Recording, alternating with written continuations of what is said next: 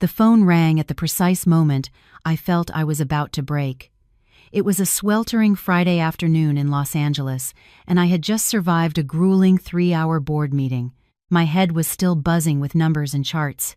Seeing the unknown number on the screen, I was tempted to ignore it, but some dark premonition urged my finger to press the answer button.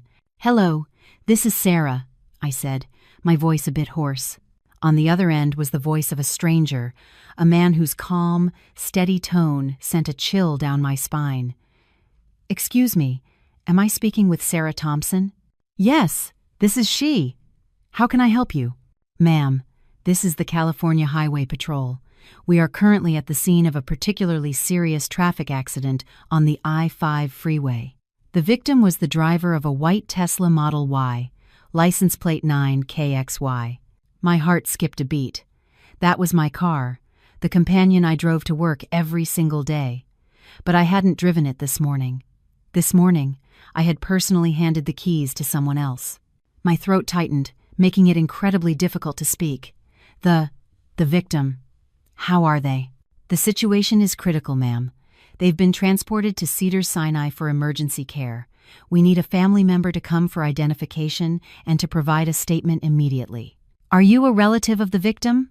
I couldn't hear the officer's words clearly after that. A ringing filled my ears, and the world around me seemed to fade into a void. The phone slipped from my hand, landing silently on the thick office carpet.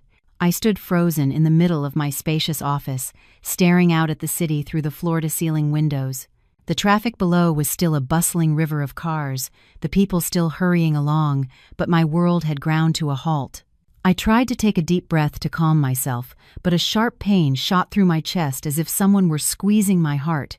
Shaking, I picked up my phone and dialed my husband, Tom. He answered after 2 rings, his voice tinged with sleep. "Hey, honey, you caught me napping." "Where are you?" I asked, my voice trembling uncontrollably. "I'm at home, just resting a bit." "What's wrong, Sarah? You sound strange." "The car. An accident. The I-5. Cedars-Sinai." I couldn't form a complete sentence. "What? Sarah, speak clearly!" Tom sounded alarmed now. "Get to Cedars-Sinai, right now." "I'm on my way," I said and hung up, unable to utter another word. I grabbed my purse and bolted from the office without a word to anyone. I didn't dare to cry, didn't dare to think of the worst-case scenario. All I could do was run, like a madwoman, out of the building and hail the first taxi I saw. "Cedars-Sinai, and please hurry," I urged the driver, my voice cracking. Throughout the drive, her image flashed in my mind, her radiant smile, her playful voice as she'd asked to borrow the car this morning. "Sarah, can I please borrow your car? I have to meet a friend. I promise I'll be back early." I had hesitated, but then Tom had chimed in. "Oh, let her take it, honey. She said it's important." And so I had agreed. If only I had said no. The taxi screeched to a halt in front of the hospital entrance. I tossed a bill to the driver and sprinted inside, heading straight for the emergency room. The air was thick with the scent of antiseptic and pain. I saw Tom already there, waiting. He was still in his loungewear, his tall frame looking out of place, his face pale. When he saw me, he rushed over and grabbed my shoulders. "Sarah, what happened? What's going on?" But his eyes, there was something strange in them. Beyond the worry, there was a flicker of panic, a bewildering confusion, as if he wasn't just afraid for the victim, but terrified of something else entirely. I shook my head, too exhausted to answer. We stood in silence before the doors of the emergency room, the passing time suffocatingly slow. Soon, I saw Eleanor, my mother-in-law, rushing toward us. As soon as she reached us, she blurted out, "How is she? How is she?" Her voice was also filled with panic. I couldn't understand how she had gotten here so quickly. Her house was miles away. And why did she ask, "How is she?" and not "How is Sarah?" Just then, the emergency room doors swung open. An older doctor, his face etched with fatigue, stepped out. We immediately surrounded him. "Doctor, how is my family member?" Tom asked urgently. The doctor looked at us and shook his head sorrowfully. We did everything we could. The injuries were too severe. The patient didn't make it. My deepest condolences to your family." His words were a death sentence. My legs went weak, and I had to lean against the wall to keep from collapsing. Eleanor let out a piercing shriek and fell into Tom's arms. "As per protocol, we need a family member to make a formal identification," the doctor continued. Tom supported his mother as I staggered behind a nurse into the cold, sterile room. The nurse slowly pulled back the white sheet covering the gurney. My heart stopped. I had braced myself for the most horrific sight, but what lay before me left me so stunned I couldn't speak. The person on the gurney had a face that, despite being disfigured by the accident, still held the traces of youth. Her long, silky hair was now matted with blood. It wasn't me. It was Chloe, my 25-year-old sister-in-law, Chloe Miller. "Chloe! My baby!" Eleanor screamed, a heart-wrenching cry, before fainting. Tom stood frozen, his eyes wide with disbelief and horror. In the midst of the chaos and grief, I didn't cry. I just stood there, my mind a complete blank. And then, through Tom's sobs and the nurse's calls for help, a single phrase uttered by Eleanor as she passed out, a whisper so faint it was almost inaudible, reached my ears. "Why? Why is it, Chloe? It was supposed to be her." That sentence shot through me like a bolt of lightning. Her? Who was her? Why was it supposed to be her? A cold, horrifying seed of suspicion began to sprout in my shattered mind. I looked at the mother weeping for her daughter, at the husband grieving for his sister. But now, in my eyes, they had become strangers, terrifying strangers. A cruel play had just ended, and I realized with chilling certainty that I was the intended lead actress. To understand why that whisper terrified me so, why a mother-in-law who always seemed so proper could utter something so monstrous in the moment of losing her own daughter, I have to take you back 5 years. Back to the day I met Tom Miller and stepped into the marriage I once believed was heaven on earth. I was 25 then, a young architect fresh out of school, full of ambition and passion. I met Tom on a business trip to Napa Valley. He was a partner from the contracting firm. From our very first meeting, I was drawn to him.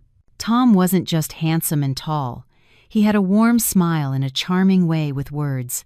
He always knew how to make me laugh, how to care for me in the smallest ways. He remembered I liked my chamomile tea without sugar, that I was allergic to lily pollen, and even the silly story I once told about my childhood dog. With him, I felt cherished and protected. Tom told me about his family, his hardworking mother, his strict but loving father, and his mischievous younger sister, whom he adored. He painted a picture of a warm, happy family, something I, having lost my own father as a child, had always longed for. When he took me home to meet the Millers, his mother, Eleanor, welcomed me with open arms. She held my hand, praised my beauty and intelligence, and said Tom was lucky to have found me. She spoke of her past struggles, of how she had to work tirelessly to raise Tom and Chloe. She said her only wish was for her children to have happy families, for her son to have a good wife so she could rest easy. Her sincere words and emotional tears made me trust her completely. I thought I was the luckiest woman alive, having found not only a wonderful husband, but also a thoughtful mother-in-law. Our wedding took place just 6 months later, with the blessings of everyone we knew. I still remember that day perfectly. I wore a pristine white wedding gown of my own design, walking down the aisle hand in hand with Tom.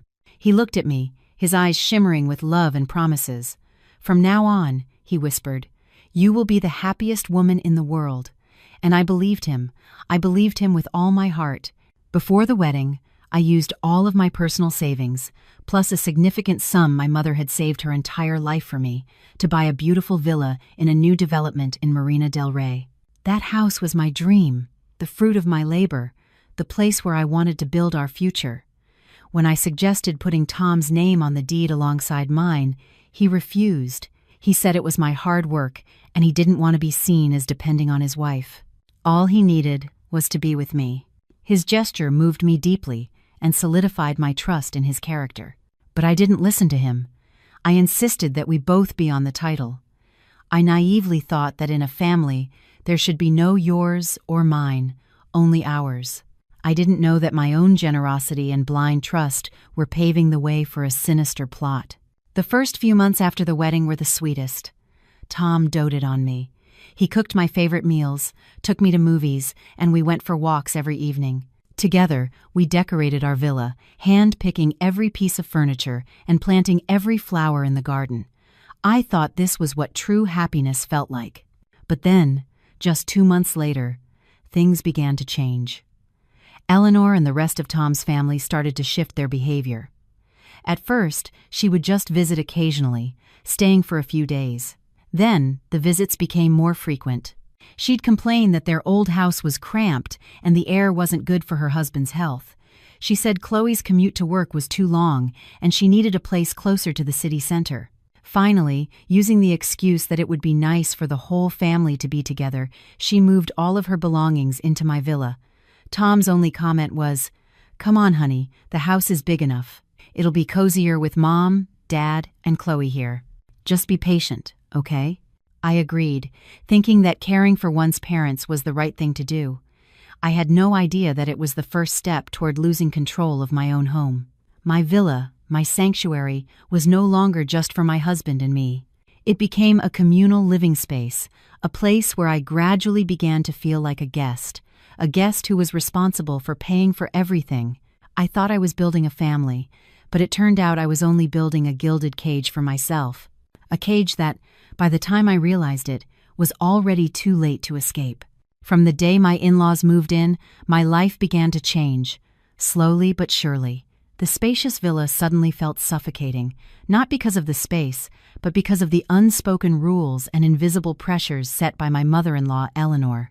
She never said anything directly, never scolded me, but her silent glares, her sighs, were enough to make me feel I had done something wrong. I went from being the mistress of the house, the one who had invested nearly all her effort and money into it, to being a daughter-in-law who had to obey every command. Everything had to be her way. The daily menu consisted of dishes she and her husband preferred.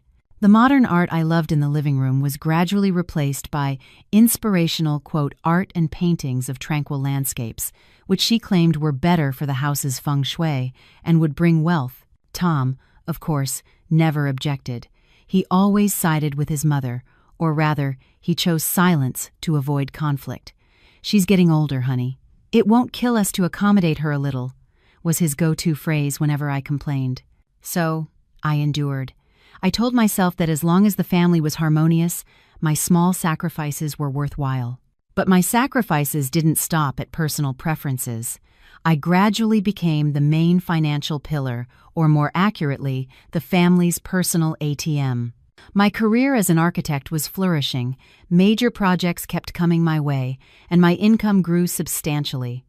Meanwhile, Tom's construction business was struggling. He claimed the market was tough and competition was fierce.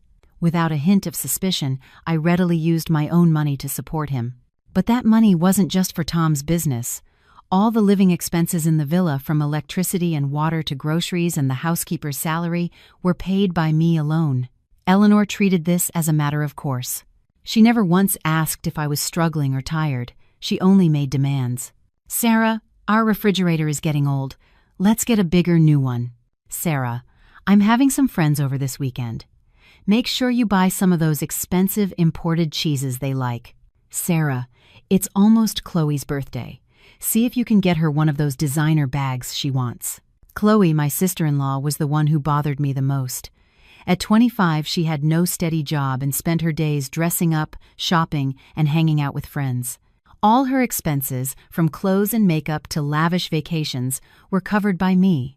She never called me by my name, let alone sister-in-law. It was always she or her. She was openly envious of my success. "She has it so good, rich and smart. Not like me," she'd often say in front of me, her tone a mix of mockery and jealousy. Once, I bought a new dress for an important company event. Chloe saw it and sneered. "Nice dress. Must have cost a fortune. You're so lucky, Sarah, with more money than you know what to do with." My brother Tom really hit the jackpot, marrying a rich wife. He doesn't have to lift a finger. Her words were like a punch to the gut, but when I looked at Tom, he just gave a weak smile and changed the subject. His silence was a knife to my self-respect. Who was I doing all this for? Wasn't it for him? For the family he called a home? In return, All I received was contempt and the attitude that I was an outsider with an obligation to provide for them. I slowly became a shadow in my own house. I left early and came home late, burying myself in work to earn money to meet the ever-increasing demands of my husband's family. I had no time for myself, no coffee dates with friends, no spontaneous trips. My life revolved around my firm and that cold, imposing villa. Sometimes, late at night, sitting alone at my computer, finishing a blueprint, I'd wonder what I was doing.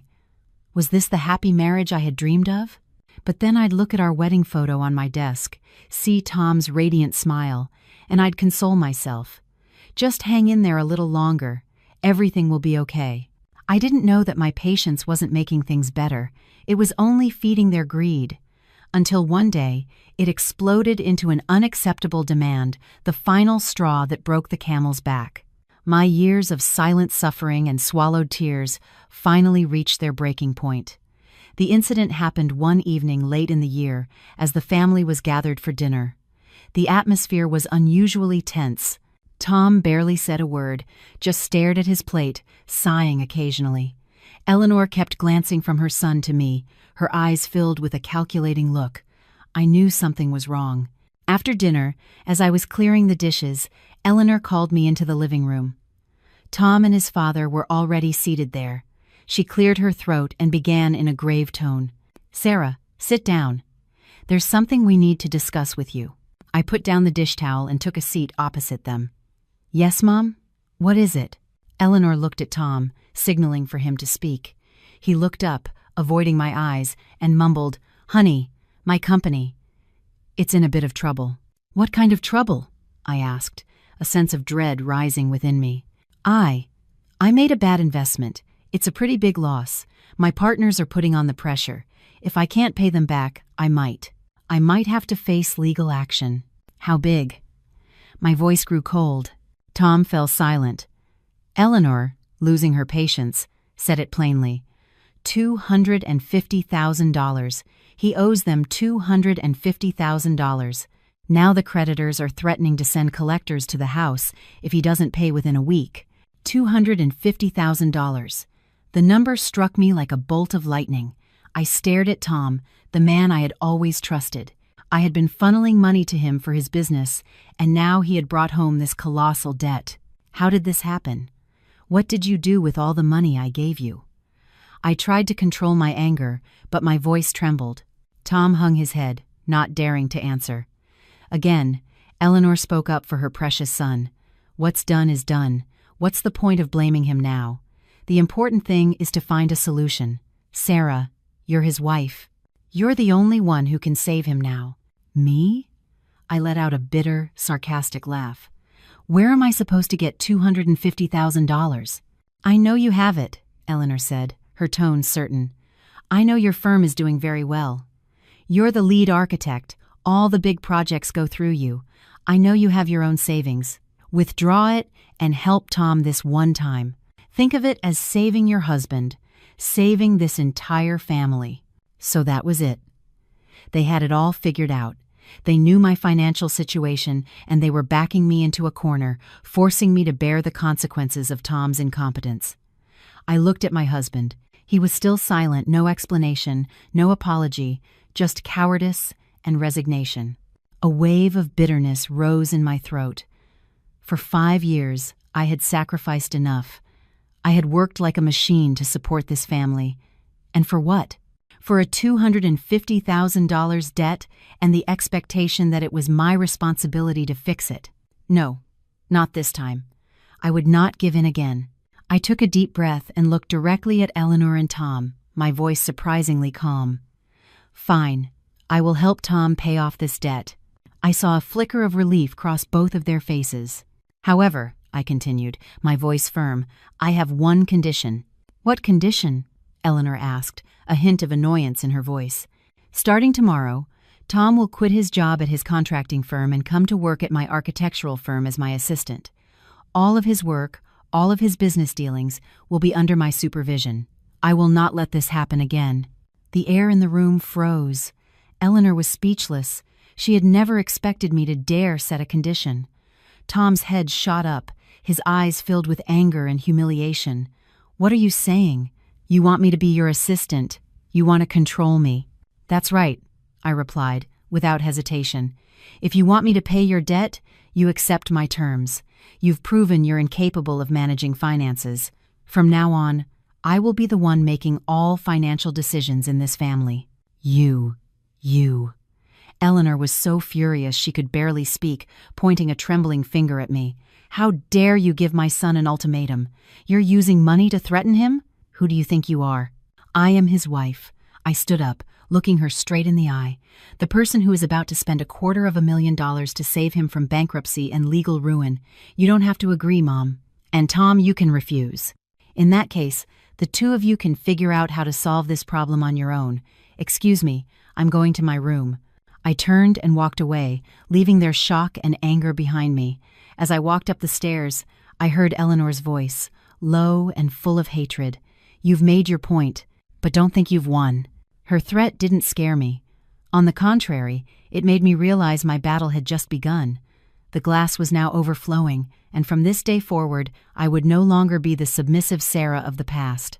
After that fiery confrontation, a tense silence enveloped our villa. Tom and his mother, though furious and humiliated, ultimately had to accept my condition. A $250,000 debt was too large for them to handle on their own. They knew no one else could bail Tom out. I kept my word. I used a significant portion of my savings to clear Tom's debt. The price he paid was giving up his sham director title and obediently coming to work at my firm. I placed him in the project management department, where his construction background was relevant. But every report, every proposal, had to be approved by me. I wasn't doing it to humiliate him. I was doing it to protect my own assets and prevent similar mistakes in the future. The first few weeks were suffocating. Tom came to work looking like he was attending a funeral. He was sullen, quiet, and avoided me both at the office and at home. As for Eleanor, she treated me like her sworn enemy. She no longer criticized my cooking or housekeeping. Instead, she used silence as a weapon of her contempt. She would walk past me like I was invisible, without a greeting or even a glance. Family dinners became an ordeal of silent chewing, the clinking of utensils echoing in the cold atmosphere. I knew they hated me. They hated me for disrupting the old order, for daring to take back control. But I didn't care. I had endured enough. All I wanted was a peaceful life, free from the constant worry of debts falling from the sky. But the peace I craved was short-lived. After about a month of silence, I started noticing disturbing signs, ominous omens that crept into every corner of the house. Though Eleanor maintained her cold exterior, her actions became very strange. She began making secret phone calls. Whenever her phone rang, she would rush outside to the garden or into her room to answer, whispering so quietly I couldn't make out the words. Once, I happened to walk by and saw her talking to someone, her expression tense. "Just do as I said," she hissed. "Be discreet. Don't let her find out." Hearing my footsteps, she flinched, quickly hung up, and walked away. Her, of course, had to be me. What was she plotting behind my back? Not only that, but we started having strange visitors. They were rough-looking men, covered in tattoos. They never came inside, just stood at the gate talking to Eleanor for a few minutes before leaving hastily. Each time, Eleanor would slip a thick envelope into their hands. When I asked Tom who they were, he brushed it off, saying they were old friends of his mother's. But what kind of friends looked so menacing and only visited late at night? Tom became different, too. He was no longer sullen and irritable. Instead, he seemed incredibly anxious and restless. He startled easily and tossed and turned at night, muttering in his sleep. One night, I heard him whisper, "No, don't do it. It's too dangerous." I shook him awake and asked what he was dreaming about. He denied everything and turned his back to me. But I knew he was hiding something from me, something terrible. My anxiety grew daily. I felt like I was living in a trap that was slowly closing around me. Everyone, from my mother-in-law to my husband, was wearing a mask. We ate at the same table and lived under the same roof, but behind my back, they were plotting something I couldn't comprehend. I considered installing security cameras, but was afraid of what I might discover. I told myself to be cautious, to pay attention to everything. I started locking our bedroom door at night and carefully checking my food and drinks. I no longer trusted anyone in this house. One evening, while working in my study, I overheard Tom and his mother arguing in the living room. It was the first time I had ever heard Tom raise his voice to her. "Mom, I'm begging you, stop! This plan won't work. If she finds out, our lives will be ruined." "What do you know?" Eleanor snapped. "She's already walking all over us. If we don't teach her a lesson, she'll kick us all out onto the street. Everything is arranged. All you have to do is keep your mouth shut and do as I say." The argument ended with a door slamming. Tom left, and Eleanor sat alone in the living room, her heavy sighs filling the silence. I sat in my room, a chill running down my spine. "Teach me a lesson. Everything is arranged." Her words echoed in my head. A plan was in motion, a plan targeting me, and it was so dangerous that even the spineless Tom had tried to intervene. What was I to do? Call the police? I had no proof.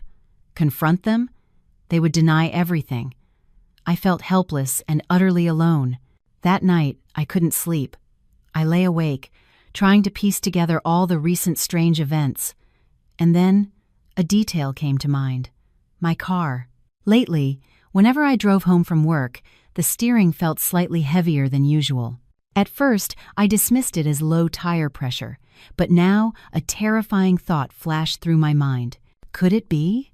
Had they tampered with my car? That horrifying thought that someone had tampered with my car haunted me all night. I didn't dare to dwell on it, because if it were true, their cruelty surpassed anything I could imagine. The next morning, I decided not to drive to work. I told the family the car seemed to have a problem and needed to be taken in for service. I saw a flicker of confusion in Eleanor's eyes, but she quickly hid it. "Oh, you have to be careful with cars. Just take a taxi. Tom can take it to the garage for you," she said, her voice unnervingly casual. I mumbled an agreement and left. I couldn't focus on work all day. Images of a horrific accident kept playing in my mind. I called an old friend who worked in the automotive industry and asked him to recommend a trustworthy and discreet mechanic. I couldn't take it to the garage Tom always used. I needed a place where I could get an honest assessment. That evening, after work, I secretly went to the garage my friend recommended. I told the owner, a kind-faced, middle-aged man, about my suspicions. He listened intently and nodded seriously. "Don't you worry, ma'am. Leave the car here. We'll check everything thoroughly, from the brakes and steering to every single bolt. If there's anything unusual, we'll let you know immediately." I left the car with a heavy heart, half hoping I was just being paranoid and half terrified my instincts were correct. The tense, silent charade at home continued. Tom and Eleanor never mentioned the car. They acted as if nothing was out of the ordinary, and their calmness only heightened my anxiety. And then, the fateful morning arrived. The day tragedy struck my family. It was a Friday morning. I was in the kitchen when Chloe, my sister-in-law, came downstairs looking rushed. She was wearing a new dress and had her makeup done perfectly. "Sarah, I'm in a huge hurry. Can I please borrow your car for a bit?" she asked, her voice sweet and pleading. I froze. Alarm bells went off in my head. "My car's at the garage for maintenance, Chloe. Didn't you know?" I tried to refuse gently. "Huh? Tom told me he picked it up yesterday," Chloe replied, looking surprised. "I saw it parked in the driveway." I was stunned. Tom had brought the car home without telling me. He had lied. "Please, Sarah," Chloe begged. "I have a really important job interview. I can't take my scooter. I promise I'll be careful and come right back." Just then, Tom walked out of his room. He had overheard us. "Oh, let her take it, honey," he said, in that same placating tone as always. "She's in a jam. If you don't, Mom will get upset." He was pressuring me. I looked at Tom, searching his eyes for a hint of concern, of worry. But there was nothing, only urgency, and something that looked like anticipation. My heart felt like it was being squeezed in a vice. I knew if I refused, Eleanor would cause a scene, and I had no valid reason to say no. I couldn't just say I suspected them of sabotaging my car. I was trapped. "Please?" Chloe tugged at my arm playfully. Finally, I sighed and pulled the car keys from my purse. "All right, just be careful, okay?" I said, my voice barely a whisper. I didn't know if I was doing the right thing. I only knew that in that moment, I was tired of the arguments, tired of the invisible pressure in this house. Chloe let out a happy cheer, snatched the keys, and ran outside. Tom looked at me, a faint smile on his lips. "See? That's better," he said. I didn't reply. I just stood and watched as my car slowly pulled out of the driveway. A profound sense of dread washed over me. I noticed Chloe was wearing a large face mask and oversized sunglasses that covered most of her face. She looked so different. I barely saw her wave before the car turned onto the main road and disappeared. I stood, rooted to the spot for a long time, my heart heavy with a strange foreboding. I felt as if I had just sent someone off on a journey with no return. I tried to dismiss the crazy thought, telling myself I was being overly sensitive, too paranoid, but the feeling of unease lingered, haunting me all morning. And then, that afternoon, the fateful call from the highway patrol confirmed my worst fears. The cruelest play had been performed, but the lead actress was not the one the director had intended. Chloe's death was like a bomb exploding in the heart of our already fractured family. The funeral was held in a heavy, somber atmosphere. Eleanor wailed, crying out her daughter's name in despair. Tom was a silent, brooding figure with red, swollen eyes. To any outsider, they were a family enduring an unimaginable loss. But I, standing in the midst of this tragic scene, couldn't shed a tear. The initial shock and grief had quickly been replaced by a deep-seated suspicion and an all-consuming fear. Eleanor's words at the hospital, "It was supposed to be her," were like a knife twisting in my mind. Every time I saw her tears, I wondered, was she crying for her lost daughter or for a failed plan? I decided I had to continue playing my part.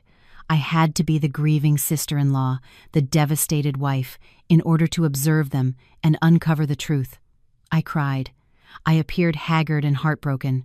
I managed all the funeral arrangements meticulously, from greeting guests to overseeing the rites, without a single complaint. I wanted them to believe I was still the same old Sarah, the obedient, easily fooled daughter-in-law, and my performance worked. After the initial days of grief, Tom and Eleanor seemed to regain their composure. They started treating me with a strange kindness. Tom was no longer cold and irritable. He stayed by my side, held my hand, and offered words of comfort. "Sarah, I'm so sorry. I've been so thoughtless lately. It's just us now. We have to lean on each other." Eleanor, too, dropped her icy distance. She would bring me bowls of hot chicken soup. "Eat this, dear. You need your strength. You've been through so much. Chloe is gone. Now you're the only daughter I have left." Their sudden attentiveness didn't move me. It disgusted me. I knew it was all an act, a performance designed to cover up a horrific crime. They were trying to appease me, to lull me into a false sense of security so I would drop my suspicions. But they were mistaken. The more they acted, the more they revealed their flaws. I noticed that whenever someone mentioned the cause of the accident, Tom and Eleanor would quickly change the subject. The CHP's initial conclusion was that Chloe had lost control of the vehicle, but my in-laws showed no interest in a deeper investigation. They accepted the finding far too easily. Once, a relative innocently asked, "Why was Chloe on the I-5 at that time of day? I thought she had an interview in downtown LA." Eleanor immediately snapped, "She's gone. What's the point of asking so many questions? She probably had to run an errand on the way." Her reaction was completely abnormal. Shouldn't a mother who just lost her child be the most desperate to find out the exact cause of her death? That night, after everyone was asleep, I snuck into Tom's home office. I knew his computer password. I opened his web browser history, and what I found made my blood run cold. He had searched for how to sabotage a car's brake system without leaving a trace, traffic accidents caused by technical failure, and inheritance laws for surviving spouses. The searches were dated approximately 1 week before the accident. My hands trembled. It was all crystal clear. This wasn't an accident. It was a premeditated murder, and I was the target. Chloe was just an unintended victim. They wanted to kill me, to seize my assets, my villa, the company I had built from the ground up. Love, family, it was all a lie. I was nothing more than a golden goose in their eyes. I collapsed onto the floor, a wave of nausea rising in my throat. I had been living with monsters disguised as humans. I had loved a murderer. What should I do? Go to the police? The browser history wasn't concrete proof. They would claim it was just morbid curiosity. I needed more. I needed irrefutable evidence. I crept back into the bedroom and lay down next to Tom.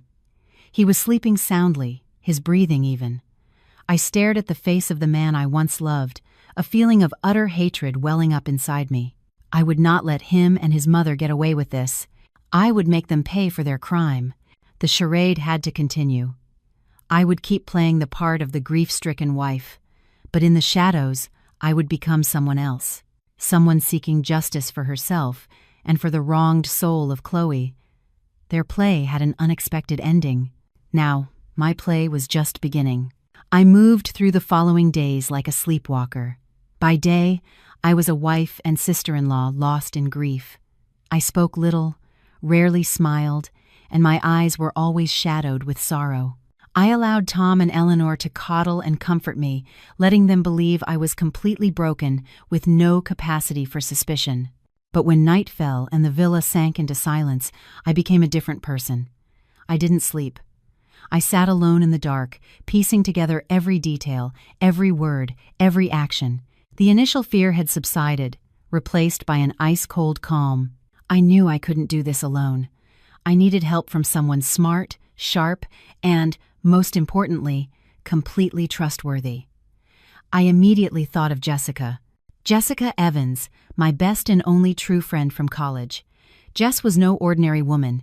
She was a renowned litigator in Los Angeles, specializing in complex criminal cases. She was intelligent, tough, and had nerves of steel. She was the only one I could trust now. But how could I contact her without Tom and Eleanor finding out? They were surely monitoring my phone. I needed a plausible excuse to leave the house alone. The opportunity came on a Sunday morning. I told Tom I wanted to go to a yoga retreat for the day to find some peace for my soul. He didn't suspect a thing. In fact, he was sympathetic. "You should go, honey. It's not good for you to be cooped up here. Do you want me to drive you?" "No, I want to be alone," I replied weakly. I took a taxi, but not to the retreat. I had the driver take me to a large shopping mall. I went into a phone store and bought a new smartphone and a prepaid SIM card. Then I found a secluded corner in the bustling food court, the loudest place I could find, and dialed Jessica's number, my heart pounding. "Hello?" Jessica's voice on the other end was as crisp as ever. "Jess, it's me. Sarah," I whispered. There was a short pause. Then her tone became serious. "Sarah, where are you? Why are you calling from this number? I've been trying to reach you for days." "I know," I cut her off. "I know what everyone is thinking. But I'm okay. I need to see you, Jess. It's urgent. Something terrible has happened." Jessica didn't ask questions. She just said decisively, "Where are you? Send me your location. I'm on my way." Half an hour later, Jessica appeared. She looked the same as always in her stylish business suit, with her sharp pixie cut and eyes that could see right through you. She frowned when she saw my disheveled appearance. Without a word, she led me to a quiet cafe and chose a table in the farthest corner. "Okay," she said, her tone that of a lawyer taking a deposition. "Tell me everything." Slowly. I took a deep breath and began. I told her everything from the CHP's phone call and Eleanor's whisper at the hospital to Tom's search history. I didn't cry. My voice was flat, emotionless, as if I were narrating someone else's story. Jessica listened in silence, never interrupting. Her eyes grew harder and colder with every word. When I finished, she sat quietly for a long moment, her long fingers tapping gently on the tabletop. "Sarah," she finally said, "if what you're saying is true, this is no longer a traffic accident. This is premeditated murder. And the people you're living with aren't your family. They're criminals." "I know," I replied, my voice hoarse. "But I have no proof, Jess. It's all just my suspicion." "The browser history is not suspicion," Jessica countered. "It's crucial circumstantial evidence. But you're right, we need more. We need direct evidence, a confession, or something undeniable." She looked me straight in the eye, her gaze resolute. "Sarah, listen to me. From this moment on, you must remain absolutely calm. You must continue to play the part of the weak, grieving victim. The more you lower their guard, the better our chances. I will start investigating. I have my own sources. I'll find out about the garage your husband used. I'll identify the strange men who met with your mother-in-law. I will turn over every stone." She took my hand and squeezed it tightly. "But you have to promise me one thing. Do not act alone.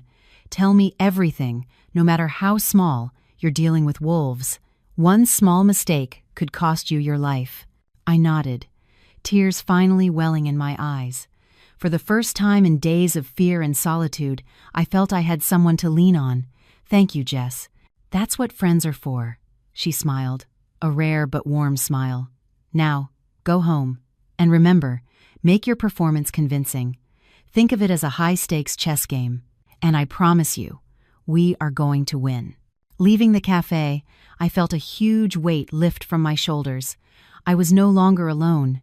This was now a two-player game, and with a queen like Jessica by my side, I believed the day the truth came to light was not far off. Returning from my meeting with Jessica, I felt a new, invisible strength coursing through me. The fear and helplessness were gone, replaced by a cold determination essential for the fight ahead. I perfected my role as the grief-stricken wife. I let Tom and Eleanor console me, allowing them to believe I was completely taken in by their fake concern. My apparent gullibility made them let down their guard. They resumed their old habits, the secret calls, the clandestine meetings. But they didn't know that every move they made was now under the watchful eyes of me and Jessica. Jessica, true to her word, acted swiftly and professionally. She was like a ghost, silently infiltrating the darkest corners of my in-laws' lives. Her first move was to investigate Eleanor's finances. "In any criminal case, follow the money," Jessica had told me. "Money doesn't lie." Through a contact at a bank, Jessica secretly obtained Eleanor's complete transaction records for the past 3 months. The results were just as we'd suspected. About 10 days before the accident, a large sum of money, exactly $25,000, had been withdrawn in cash from Eleanor's savings account. This was highly unusual for Eleanor, who was notoriously frugal and guarded her money jealously. What did she need that much cash for? $25,000, Jessica said to me over the phone, her voice laced with irony. "Not a cheap price to stage an accident, but cash is hard to trace. We need to know where it went." The investigation seemed to hit a dead end, but Jessica wasn't one to give up. She shifted her focus to the shady men I had described. Using the blurry images I managed to extract from a neighbor's security camera at the end of our street, Jessica had a friend in law enforcement run an identification. A name came back, Rico Vargas, known on the street as Scar. He was a notorious enforcer for a local gang with a rap sheet for assault and extortion. Most importantly, he had just been released from prison a few months ago. The pieces were falling into place. A frugal old woman suddenly withdraws $25,000 to pay a recently released gangster. A fatal car accident occurs shortly after. The connection was obvious. But how could we prove that the money went to Rico? That was the key. "We need a witness or physical evidence," Jessica said. While Jessica was working on connecting the dots, I wasn't idle. I continued my performance, trying to coax information out of Tom. I knew he was the weakest link. His cowardice and guilt had to be eating him alive. One evening, when it was just the two of us in our room, I rested my head on his shoulder and said sadly, "Honey, I keep thinking about Chloe. It was all so sudden. I still can't believe she's gone." Tom flinched slightly. He was quiet for a moment before patting my shoulder. "Try not to think about it, Sarah. What's done is done." "But I feel so guilty," I went on. "I shouldn't have let her borrow the car that morning. If I hadn't, maybe none of this would have happened." I felt his body tense up. He said nothing, just let out a long sigh. I knew I had struck a nerve. I pressed on. "I heard the police ruled it as losing control of the car, but something feels wrong. The car was just serviced. How could the steering fail like that?" "Don't think such crazy things," Tom snapped, a hint of panic in his voice. The CHP made their conclusion. "What more do you want?" His defensiveness confirmed my suspicions. I decided to deliver the final blow. I looked up at him, my eyes filled with tears. "Tom, are you and your mother hiding something from me? I'm your wife. Whatever it is, I deserve to know the truth." Tom avoided my gaze. He stood up and paced the room. "There's nothing to hide. You're tired. Let's just go to sleep." He was lying, and his clumsy lie was a confession in itself. I knew I couldn't force the truth out of him right then, but I had planted a seed of doubt in his mind. He was starting to worry that I knew something. And when people are afraid, they make mistakes.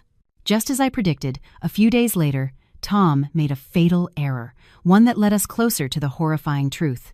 While Jessica focused on the money trail and the gangster, Rico Scar Vargas, I pursued a different line of inquiry, one born from the contradictions in my in-laws' stories. I couldn't stop wondering why Chloe was on the I-5 freeway that morning. Eleanor claimed she was going to a job interview in downtown LA, but the I-5 north heads in the opposite direction. A relative had mentioned Chloe was meeting a friend in Santa Barbara, but no one knew who this friend was. All the information was conflicting and vague. I felt they were deliberately hiding something about Chloe's schedule that day. I had to find out the truth myself. I knew the key lay in her personal belongings, but after the funeral, Eleanor had cleared out Chloe's room, storing everything away. There was no way for me to get to it. However, they had overlooked one thing: the tablet Chloe always used. It wasn't in her room. She usually left it in the living room, perhaps thinking it held nothing important. No one had paid it any mind. One afternoon, while Tom was at work and Eleanor was taking a nap, I snuck the tablet into my room and locked the door. My heart pounded. I felt like I was committing a crime, but my desire for the truth was stronger. Luckily, Chloe hadn't set a password. I turned it on and scrolled through her apps. Facebook, Instagram, TikTok, nothing out of the ordinary. Just photos of parties, shopping sprees, and trivial chats with friends. I started to feel disappointed. But just as I was about to turn it off, the calendar app caught my eye. I opened it. There, on Friday, the day of the accident, was an entry marked as important. I tapped on it. The details made me gasp. A.M. Apt W. Dr. Peterson, at Eva Aesthetics, A.M. Rhinoplasty, a cosmetic surgery clinic. So that was the real reason. Chloe had lied to everyone. She wasn't going to an interview or meeting a friend. She was getting a nose job. Eva Aesthetics. I quickly searched for it online. The address was in a high-end medical plaza in Beverly Hills, right off the I-5. Everything suddenly made sense. Chloe had driven there alone, and to avoid being recognized, she had worn a face mask and large sunglasses. That disguise, combined with the fact that she was driving my car, had caused the hitmen to mistake her for me. A cruel, tragic coincidence. I sat in silence, a wave of sadness for Chloe washing over me. She was just a young woman who wanted to feel more beautiful, and that desire had inadvertently led her to her death. But then, another thought struck me. If Chloe was going for cosmetic surgery, why would her family hide it? Why invent stories about interviews and friends? Plastic surgery isn't such a taboo that it needs to be concealed so desperately, unless there was another reason. I went back to the tablet and opened her email app, and there I found the answer. There was an email from Eva Aesthetics confirming her appointment and the cost of the procedure. But what caught my eye was a small note at the bottom. Payment has been processed. Billed to Mr. Thomas Miller. Tom, my husband. He knew Chloe was getting surgery. He was the one who paid for it, and he never said a word to me. He and his mother had concocted a web of lies to hide the truth. Why? What was he so afraid of? I tried to connect the dots. Tom knew Chloe was going to the clinic. He knew she would borrow my car. He knew she would be disguised. And he also knew that on the road to that clinic, a deadly trap was waiting. I couldn't bear to think any further. The truth was too monstrous.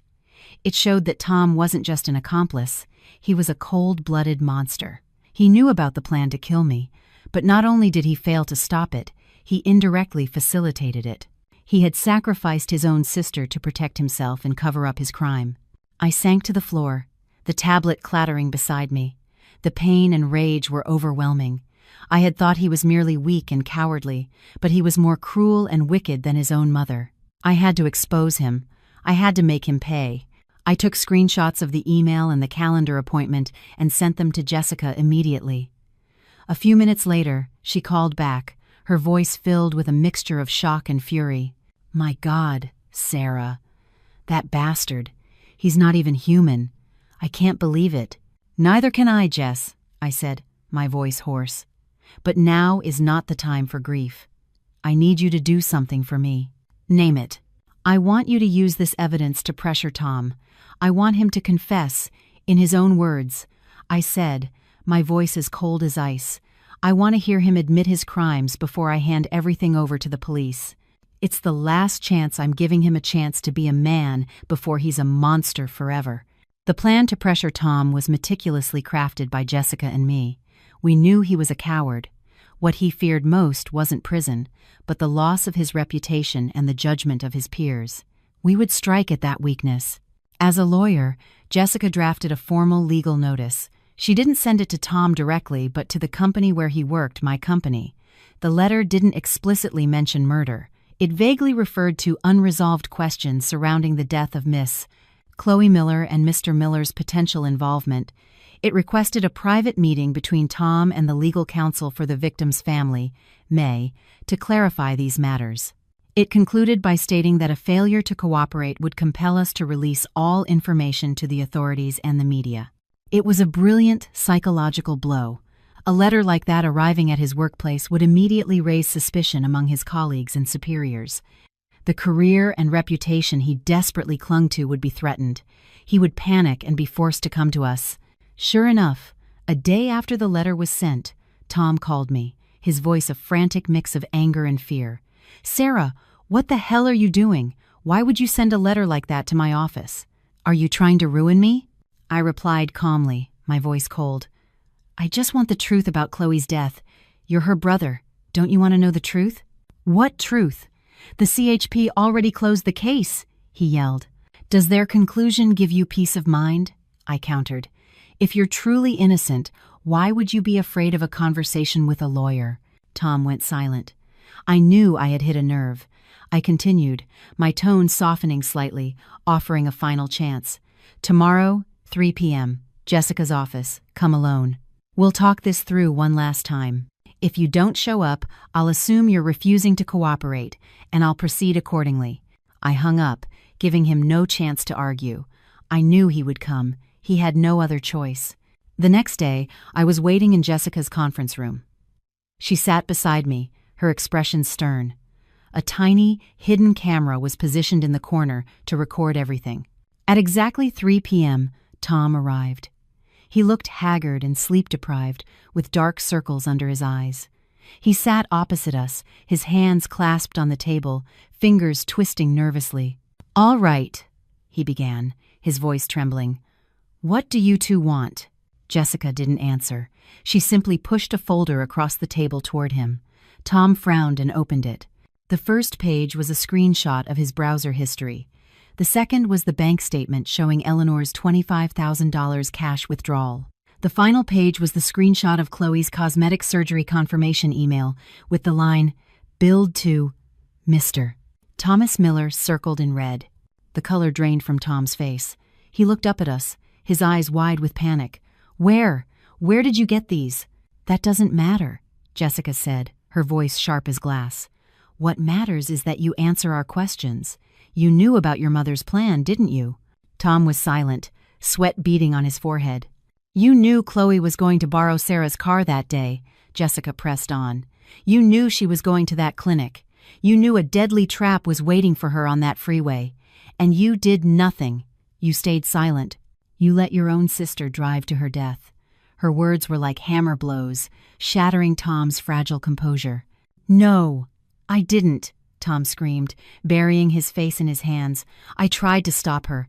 I told my mother it was wrong, but she wouldn't listen. She said if I didn't keep my mouth shut, she would disown me. I didn't know what to do. So you chose your mother. You chose silence over saving your sister. And your wife," I said, my voice filled with disgust and disappointment. "Your silence, Tom, is even crueler than your mother's actions. She was the mastermind, but you were the accomplice who handed her the knife." Tom broke down, sobbing like a coward. He slumped over the table, his shoulders shaking. I'm sorry, Sarah. I know I was wrong. I was too scared to face it. I was afraid of losing everything. Losing you, making my mother angry. Between choked sobs, he confessed everything. He described how Eleanor had grown to hate me after I took financial control, viewing me as a threat that needed to be eliminated. She had sought out Rico Scar Vargas, paid him $25,000, and given him details about my car and my daily commute. The plan was to stage an accident on a deserted stretch of the freeway to make it look like a technical failure.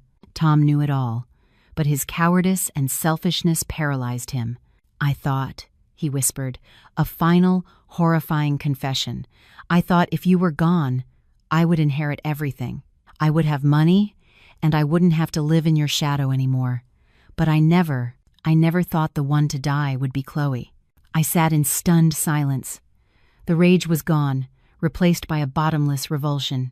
Jessica switched off the recording device. It was more than enough. Tom's confession was the final, irrefutable piece of evidence. You just signed a death warrant for your mother. And for yourself, Jessica said, her voice like ice. Tom looked up, his eyes vacant. He understood. He was trapped, but he had no idea that this was only the beginning of his reckoning. We wouldn't stop with his confession. We were setting a bigger trap to catch the shark still lurking in the deep. Tom's confession gave us our sharpest weapon, but Jessica and I agreed it wasn't enough. Tom was just a pawn, a cowardly accomplice. The true mastermind, Eleanor, had not yet confessed. She would surely deny everything and pin all the blame on her son to save herself.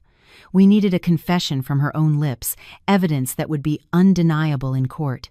To get it, we needed a trap, a perfectly staged play she would never suspect. She's a cunning old fox, Jessica analyzed. We can't confront her directly. We have to prey on her greatest fear. What's her greatest fear? I asked.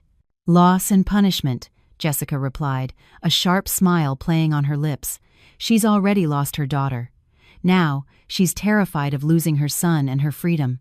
We'll use that fear as bait. The plan was set. We would use Tom, her darling son, as the key piece in our endgame. After his confession, Tom was completely broken. Jessica had him detained in a secure, private location, completely cut off from the outside world. No phone, no contact with anyone. His sudden disappearance was guaranteed to make Eleanor frantic. 2 days later, with Eleanor in a panic, Jessica had an associate accidentally leak information to her that Tom was in trouble with some loan sharks over a gambling debt. It was a plausible lie that would make her believe her son was in real danger. Simultaneously, playing the part of the oblivious wife, I made my move. I called Eleanor, my voice filled with manufactured worry. Mom, Tom's been gone for 2 days. He's not answering his phone. I'm so worried. On the other end, Eleanor's voice was also anxious, but I could tell she was hiding something. I don't know where he is, dear. Maybe it was a last-minute business trip. Don't worry too much. She was lying to placate me. But I hesitated deliberately. I think he might be in some kind of trouble. Someone called the house asking for money. Mom. They sounded dangerous. What? Who told you that? Eleanor's voice rose in alarm. I don't know. They just called and made threats. Mom, I'm scared. I started to sob into the phone. My performance was a success. I had planted the seed of chaos in her mind. She now believed her son was not just missing but was being hunted by criminals. Her fear had reached its peak. It was time to set the hook. That evening, Eleanor received a call from an untraceable number. The voice on the other end was deep, gravelly, and threatening. It was Rico Scar Vargas. Jessica had found and made a deal with him, a sum of money and a promise of a plea deal in exchange for his cooperation. Eleanor Miller? Rico's voice growled. Your son Tom is with me. That 25 grand you gave me only covered half the job. Now your daughter's dead. Your daughter-in-law is still alive, and this whole thing is blowing up in my face. What are you going to do about it? Eleanor was speechless. What do you want? She stammered. Another 100,000, Rico demanded, for me to clean up this mess and disappear. If not, I'm taking all my evidence to the cops, and when I do, it won't just be me going down. Your precious boy will be right there with me. He hung up, leaving Eleanor with an impossible choice. We knew she didn't have that kind of money, but we also knew she would do anything to save her son. The trap was perfectly set. All that was left was for the old fox to walk right into it. We arranged a meeting between Eleanor and Rico at an abandoned warehouse on the outskirts of the city, a place desolate enough for her to feel it was secure. But she had no idea that every corner of that warehouse was rigged with hidden cameras and microphones. She would walk in as a mother trying to save her son and walk out as a criminal with no escape. That night, the abandoned warehouse was shrouded in an eerie silence. The wind whistled through gaps in the corrugated metal walls, creating a mournful, groaning sound. Pale moonlight streamed through broken windows, casting long, ghostly shadows across the dusty floor. It was the perfect stage for the final act of a tragedy. Jessica and I sat in a nondescript van parked behind a thicket of overgrown bushes about 100 yards away. A laptop on Jessica's lap displayed the black and white feed from 4 hidden infrared cameras covering every angle of the warehouse. The audio from the listening devices was crystal clear through our earphones. My heart hammered against my ribs. This was it, all or nothing. Right on time, a taxi pulled up at the edge of the dirt road. Eleanor got out, clutching a black duffel bag that looked heavy. She was wearing a dark, hooded coat, her movements furtive as she scanned her surroundings like a cornered animal. After a moment of hesitation, she crept toward the warehouse. "Showtime," Jessica whispered, adjusting the camera focus. The rusted iron door groaned open. Rico was waiting inside. He sat on a stack of old tires, smoking a cigarette, his cold eyes fixed on Eleanor. Under the single, dim bulb hanging from the ceiling, he looked every bit the ruthless gangster. "Right on time," he said, his voice a low growl as he exhaled a plume of smoke. "Where's the money?" Eleanor, trembling, placed the bag on the floor. "Here. This is all I could get. It's $20,000. Please, take it and let my son go. He's all I have left." Her voice was a desperate plea. Rico let out a chilling laugh that echoed in the vast, empty space. He stood up, walked over, and kicked the bag, sending stacks of cash spilling across the filthy floor. "20,000? Are you kidding me? You think your son's life and your freedom are worth a lousy 20 grand? What am I, a charity case? I swear, I don't have any more," Eleanor sobbed, clasping her hands together. "My daughter-in-law controls everything now. She has all the savings. There's no way for me to get more. Please, have mercy." "Daughter-in-law," Rico sneered, playing his part perfectly. "Ah, the architect, the one you paid me to teach a lesson. I'll give her this. She's lucky. The one in the ground right now was supposed to be her, not your daughter. A real unfortunate mix-up." At the mention of the plan, the color drained from Eleanor's face. She collapsed to her knees on the dirty floor, grabbing at Rico's pant leg. "Please, I'm begging you." "It was my fault. All my fault. I was wrong. I just wanted to scare her. I never thought. My daughter is dead now. It's my punishment. Please, just let Tom go. He's my only son. I'll do anything. Just let him go." In her panic and terror, she confessed everything. She poured out her hatred for me, her plan to have Rico stage a fatal accident on the freeway, and the agony of realizing her scheme had killed her own daughter.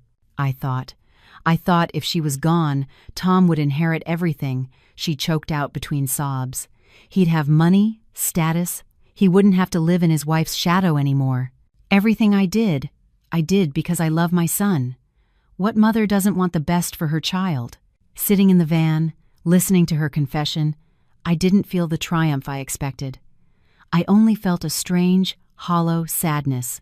A mother, blinded by a selfish and twisted love, had turned into a monster, destroying another's happiness and ultimately her own family. "You love your son?" Rico's voice was mocking. He leaned down, staring into her tear-streaked face. "What about your daughter-in-law? What did she ever do to you? Or was it just that she was too successful, too smart, and made your useless son look pathetic in comparison?"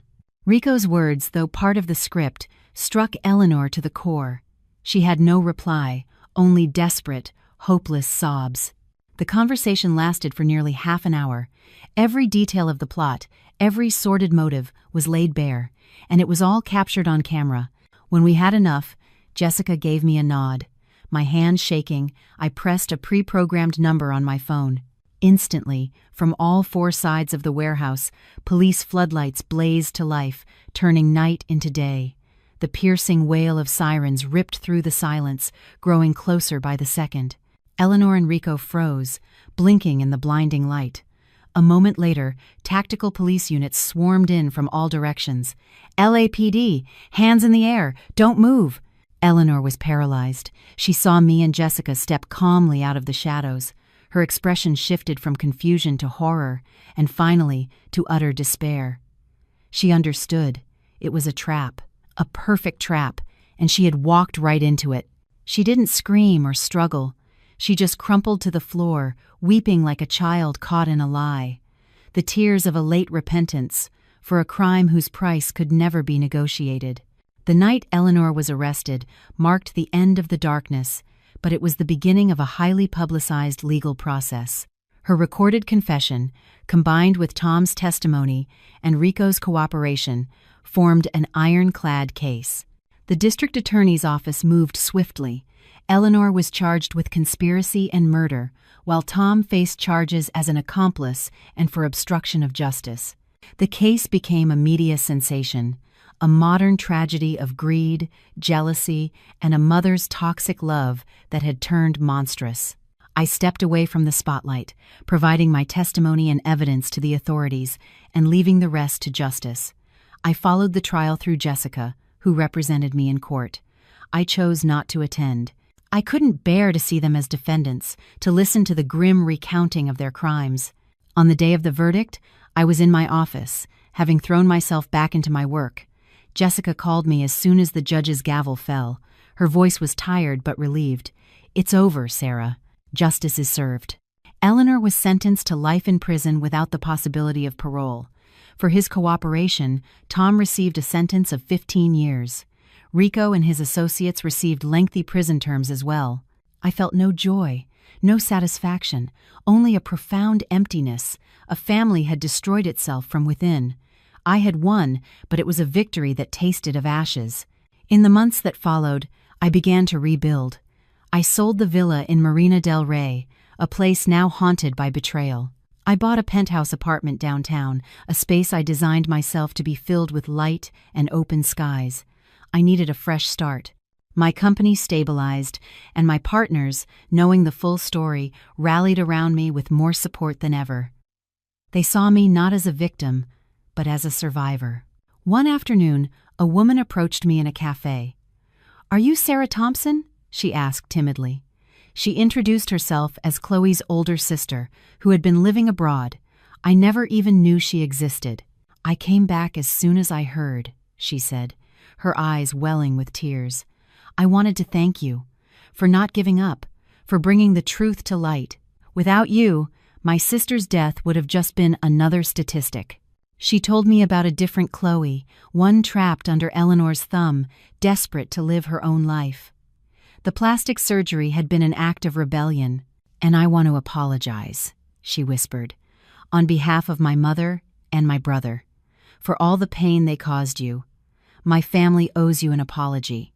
That conversation helped heal a part of me I thought was broken forever. I realized that in this tragedy, there were no real winners. We were all victims of a love that had been twisted into something ugly and destructive.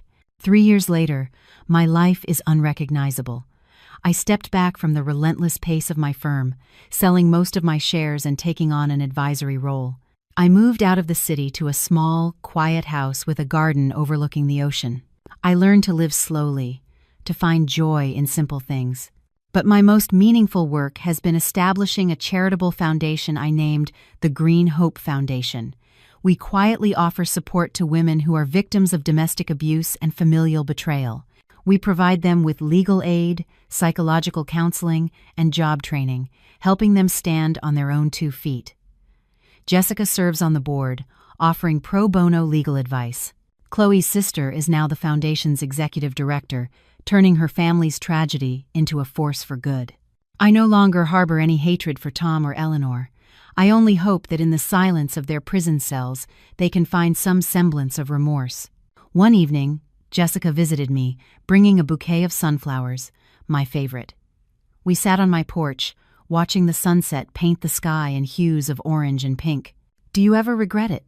she asked softly. "Meeting him? The marriage?" I thought for a long moment, a sense of peace settling over me. "No," I finally said, my voice steady. "I don't regret it. It was a painful, devastating lesson, but it taught me that true happiness doesn't come from a man or a family. It comes from within, from self-respect, freedom, and the ability to love yourself." And I turned to her, a genuine smile on my face. "It taught me that no matter how cruel life gets, there will always be good people by your side. Like you." She squeezed my hand.